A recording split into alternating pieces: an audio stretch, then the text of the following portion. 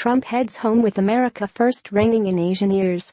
Manila, Reuters, as Air Force One took off from Manila on Tuesday at the end of the longest trip to Asia by an American president in more than quarter of a century, at least two of the region's leaders had good reason to feel satisfied. At a summit in the Philippines, Donald Trump forged a great relationship with President Rodrigo Duterte, who only a year ago had cursed son of a bitch Barack Obama for decrying his administration's bloody war on drug pushers and addicts. And Trump flashed a thumbs up as he shook hands with Cambodia's authoritarian Prime Minister, Hun Sen, who praised the U.S. president as a kindred spirit for telling countries to put their own interests first. "You are a great man to me," Hun Sen said, addressing Trump at a meeting with other Southeast Asian leaders, and then referenced Trump's America First policy. "I would like to inform you that, if you follow your new policy in respect of the independence and sovereignty of other countries, the United States will have a lot of friends and you will be much respected and loved." For other leaders across Asia, however, Trump's go-it-alone instincts must have represented a puzzling departure from his predecessors, who were, to varying degrees, standard-bearers of multilateralism, democracy and human rights. During a tour that took him to Japan, South Korea, China, and Vietnam and the Philippines capital, Trump called for joint efforts to tighten the screws on North Korea and its development of nuclear weapons in defiance of UN sanctions. But at an Asia-Pacific summit in Vietnam, he declared that redressing the uneven balance of trade between Asia and the United States was at the center of his America First policy, which he says will protect U.S. workers. Trump's vision has upended a consensus favoring multinational trade pacts whose regional champion is now China. On the sidelines of the Vietnam meeting, 11 countries kept alive a trans-Pacific trade deal that Trump walked away from last year in the name of protecting American jobs. One cabinet member from a major ASEAN country told Reuters there was little enthusiasm in the region for Trump's bilateral approach to deals.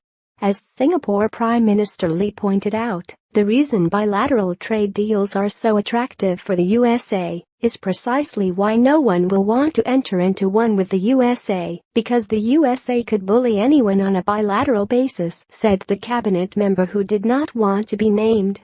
"Why would anyone sign up for that?" Trump told reporters before leaving that he had sealed deals of at least $300 billion, possibly triple that figure. U.S. businesses signed around $250 billion worth of deals during Trump's Beijing visit, but many of those were non-binding. Missing was any agreement on market access or reduction in technology sharing agreements that American businesses have long complained about. For Trump, dogged at home by low public approval ratings and investigations into Russian links to his election campaign, the deals will be an important prize to flaunt on his return. The multi-billion-dollar deals he struck in Beijing may not help the U.S. trade deficit, said a former Japanese diplomat in Tokyo, who declined to be named. But optically, he can tell people that because he went to China with business leaders, he was able to come back with a gift. Although there were few weighty deliverables from Trump's tour, for Asian nations looking nervously at China's increasing assertiveness, it may be welcomed as a sign that his administration is still committed to the region. What regional countries wanted was for him to simply show up, to underscore that America remained at least notionally committed to Asia, said Shariman Lakman, a senior analyst at the Institute of Strategic and International Studies in Malaysia. A senior official in South Korean President Moon Jae-in's administration said Seoul had been worried he would come to South Korea and engage in unexpected behavior and language, but it turned out Trump was quite considerate. South Korea was able to rest assured regarding its partnership with the United States, the official said. He also got good reviews at the start of his Asia tour in Japan, which has been currying favor with Trump since right after his election, when Prime Minister Shinzo Abe jetted off to Trump Tower with an expensive golf club as a present.